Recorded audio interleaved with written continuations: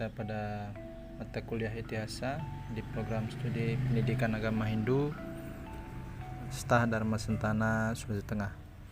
Adik-adik mahasiswa, setelah secara sepintas kalian sudah melihat, mempelajari tentang silsilah dari dinasti-dinasti kerajaan yang ada pada zaman Mahabharata, maka sekarang kita lanjut kepada Parwa yang pertama dari 18 Parwa Mahabharata, yaitu Adiparwa.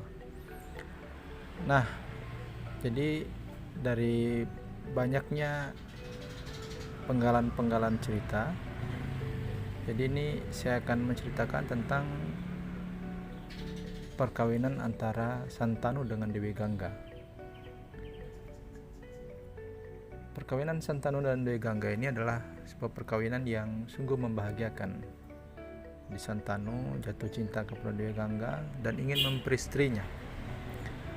Dewi Gangga menyanggupi dengan satu syarat bahwa Santanu tidak boleh melarang apapun yang nantinya akan dilakukan atau diperbuat oleh Dewi Gangga. Apabila Santanu melanggar, maka Dewi Gangga akan meninggalkannya. Santanu berpikir ini syarat yang cukup mudah. Jadi apa sih susahnya memenuhi atau melarang, tidak untuk melarang Dewi Gangga melakukan apapun yang diinginkannya. Akhirnya setelah disetujui syarat itu, maka menikahlah Santanu dengan Dewi Gangga. Singkat cerita, Dewi Gangga mengandung anak pertamanya. Kemudian ketika lahir, Dewi Gangga membawa putranya itu ke tepi sungai. Santanu yang keheranan mengapa Dewi Gangga membawa putra yang baru lahir itu ke tepi sungai, dia mengikutinya. Kemudian disaksikanlah oleh mata kepalanya sendiri bagaimana kemudian Dewi Gangga menghanyutkan anaknya yang pertama, putranya yang pertama itu, hingga kemudian meninggal. Tetapi Santanu tidak berani menegur, tidak berani melarang, tidak berani marah, tidak berani menunjukkan rasa kecewanya, rasa sakit hatinya, karena dia ingat akan janjinya dulu bahwa dia tidak akan melarang apapun yang dilakukan oleh Dewi Gangga. Waktu terus berjalan, kemudian Dewi Gangga mengandung lagi anak yang kedua. Setelah lahir, kejadian yang pertama terulang lagi. Dewi Gangga membawa putranya ke tepi sungai, kemudian dihanyutkan kembali. Santanu yang menyaksikan tentu merasa putus asa, merasa kecewa, merasa sakit hati, merasa ingin marah. Tetapi sekali lagi dia ingat dengan janjinya bahwa dia tidak boleh melarang, tidak boleh menegur, tidak boleh bertanya apapun tentang perbuatan dilakukan oleh Dewi Gangga. Nah, kejadian ini berulang terus-menerus. Anak yang ketiga, keempat, kelima, keenam, sampai yang ketujuh. Nah, ketika mengandung anak yang ke-8, lahirlah anak yang ke-8. Dewi Gangga kembali membawa putranya itu ke tepi sungai. Di sini Santanu sudah tidak tahan. Sudah bertahun-tahun amarahnya dia simpan. Sudah bertahun-tahun rasa sakit hatinya dia pendam. Sudah bertahun-tahun rasa ingin tahunya, rasa penasarannya kenapa seorang ibu tega membunuh anak-anaknya ingin dia ungkapkan. Maka ketika Dewi Gangga mencoba menghanyutkan, ingin membunuh kembali anaknya yang ke-8, putranya yang ke-8, Santanu mencegahnya. Dewi Gangga, jangan kamu lakukan, jangan kamu ulangi lagi membunuh putra kita, anak kesayangan kita. Kenapa kamu melakukan ini? Melihat reaksi, respon dari Santanu itu, Dewi Gangga pun tersenyum. Raja maafkan saya. Ini bukan keinginan, ini bukan niat buruk dari saya, tetapi dengarlah siapa kita sebenarnya dan mengapa saya melakukan perbuatan yang seperti ini. Kemudian Dewi Gangga menceritakan bahwa dirinya adalah sebenarnya Dewi Gangga. Kemudian Raja Santanu sebelumnya adalah Raja Mahabisaka. Jadi ketika di Istana Dewa Indra, Raja Mahabisaka bertemu dengan Dewi Gangga dan dia memiliki hasrat jatuh cinta kepada Dewi Gangga. Dewi Gangga pun mempunyai keinginan yang sama. Tetapi para dewa tidak merestui hubungan itu jika dilakukan atau mereka melakukannya di alam para dewa. Nah, para dewa pun meminta agar Dewi Gangga turun saja ke bumi, turun saja ke dunia. Begitu juga Raja Mahabisaka, sehingga tidak ada yang menghalangi hasrat, rasa saling jatuh cinta mereka itu. Nah, kemudian Raja Mahabisaka ini menjelma, terlahir, Tumitis menjadi Raja Santanu, dan Dewi Gangga tetap menjadi Dewi Gangga. Nah, kemudian kenapa Dewi Gangga ini harus membunuh anaknya satu persatu sampai 7 orang? Dewi Gangga pun menceritakan bahwa ketika dalam perjalanan turun ke bumi, dia bertemu dengan Astawasu, 8 wasu. Mereka ini adalah para penghuni surga juga. Pemimpin dari Astawasu ini adalah Dio. Dio ini menceritakan, curhatlah sama Dewi Gangga bahwa mereka dikutuk oleh Resi Wasista. Mereka meminta bantuan Dewi Gangga agar bersedia menjadi ibu mereka ketika di bumi nanti. Dewi Gangga heran, mengapa kalian bisa dikutuk lahir di dunia? Dio kemudian menceritakan bahwa pada awalnya istrinya ingin memiliki lembunan dini yang dimiliki oleh Maharishi Wasista. Lembunan ini sangat istimewa karena bisa memenuhi apapun keinginan dari si pemiliknya. Jika ingin nasi goreng, maka seketika itu akan ada nasi goreng. Ketika ingin bakso, maka seketika itu akan ada bakso. Begitu juga yang lainnya. Keistimewaan ini yang membuat istri dari Dio ini ingin memilikinya. Nah, Dio pun memanggil 7 teman-temannya sesama wasu. Mereka berembuk mencari cara. Jika lembu ini dipinjam, pasti tidak akan diizinkan oleh Maharishi Wasista.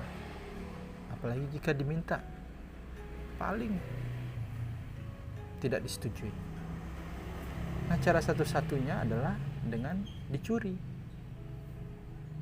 Mereka cari akal untuk mencuri agar tidak ketahuan. Tetapi sial, Maharishi Wasista punya kemampuan spiritual yang tinggi, sehingga kemudian dia mengetahui bahwa lembunan dininya dicuri oleh Astawasu ini, 8 wasu ini. Maka dikutuklah Astawasu ini untuk turun ke bumi, menjelma menjadi manusia, merasakan penderitaan sebagai seorang manusia atas dosa mereka untuk mencuri lembunan dini. Tetapi 7 wasu ini hanya ikut-ikutan, maka mereka hanya sebentar saja akan lahir dunia, kemudian kembali lagi ke khayangan. Sementara itu Dio sebagai otak dari pencurian ini, dia harus menjelma cukup lama, menikmati asam manisnya dunia, suka dukanya dunia. Nah, nanti Dio ini akan terlahir sebagai anak ke-8 dari perkawinan antara Santanu dengan Dewi Gangga yang terkenal dengan nama Bisma. Nah, itu yang diceritakan oleh Dewi Gangga. Tetapi karena Sentanu sudah melanggar perjanjian bahwa dia tidak akan melarang, dia tidak akan protes, dia tidak akan marah kepada Dewi Gangga, kenyataannya dia melakukan itu, dia melanggar itu, maka Dewi Gangga akan tetap meninggalkannya ke kahyangan. Dewi Gangga mengatakan, "Rajaku, suamiku tercinta, terima kasih atas waktunya, sudah menjadi istri, menjadi suami yang baik bagi saya. Anak kita ini, si Dewa Brata ini akan saya bawa ke kahyangan. Saya akan minta Bhargawa untuk menjadi gurunya, untuk mengajari dia tentang ilmu peperangan dan ilmu-ilmu lainnya. Nanti pada waktunya saya akan kembalikan dia. Ketika dia sudah siap, saya akan kembalikan dia kepadamu." Nah, ditinggalkanlah kemudian Santanu oleh Dewi Gangga yang membawa putranya yang ke-8. Nah, singkat cerita, 4 tahun semenjak ditinggalkan oleh Dewi Gangga, kemudian Raja Santanu bertemu dengan Setyawati dan jatuh cinta dengannya. Masih ingat ya Setyawati ini? Jadi nama sebelumnya itu adalah Matsyagandha.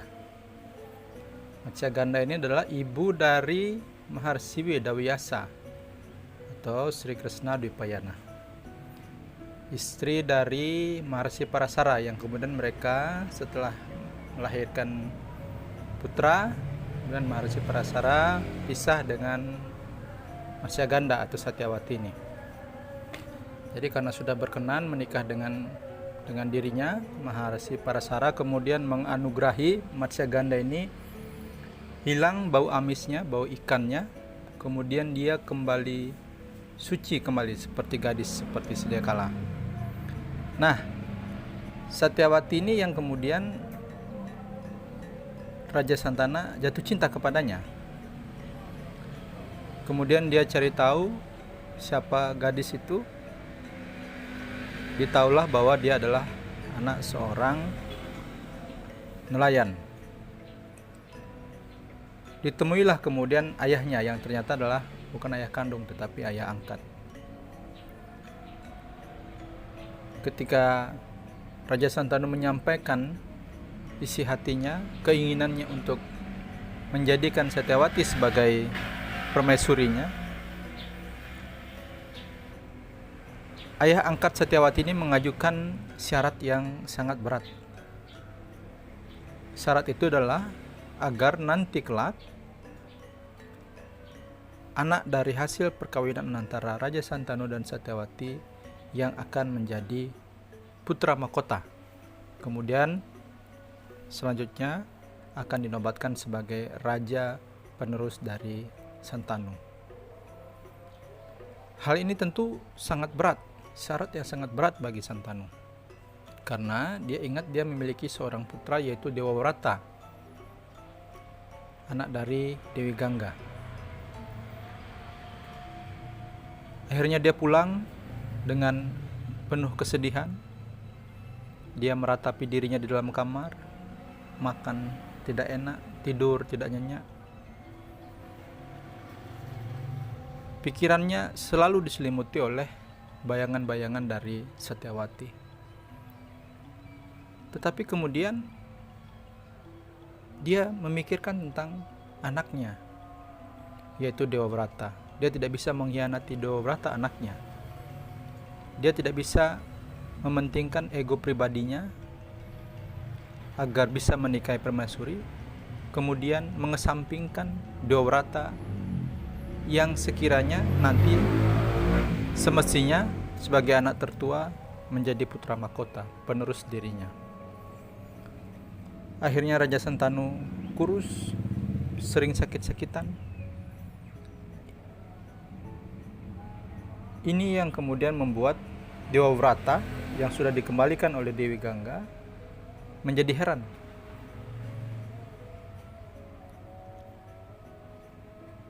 Ada apa dengan ayahnya? Kenapa ayahnya bisa seperti itu? Masalah apa yang menimpanya? Seberat apa masalahnya? Kemudian Dewavrata mendapat informasi bahwa ayahnya sedang jatuh cinta. Ditemuilah kemudian Satyawati dan ayahnya. Kemudian ayah Satyawati, ayah angkatnya itu menceritakan bahwa Santanu hendak mempersunting Satyawati, tetapi tidak mampu memenuhi syarat yang diajukan. Bisma bertanya, "Sebutkanlah syarat yang kamu ajukan. Siapa tahu saya bisa membantu ayah saya untuk memenuhi syarat itu." Maka disebutkanlah oleh ayah angkat Satyawati bahwa syaratnya adalah anak nanti hasil perkawinan antara Raja Santanu dengan Satyawati yang harus menjadi putra mahkota. Bisma kaget, Dewavrata kaget. Tetapi karena sayangnya dia kepada ayahnya, kemudian dia menyanggupi dengan penuh ketulus ikhlasan, dengan penuh rasa pengabdian kepada ayahnya. Dia mengatakan, "Saya Dewavrata tidak akan menjadi raja, tidak akan menjadi putra mahkota. Kelak anak dari perkawinan ayah saya dan Satyawati lah yang akan menjadi penerus, menjadi putra mahkota, dan kemudian akan menjadi raja." Tapi ayah angkat Satyawati ini kembali ragu.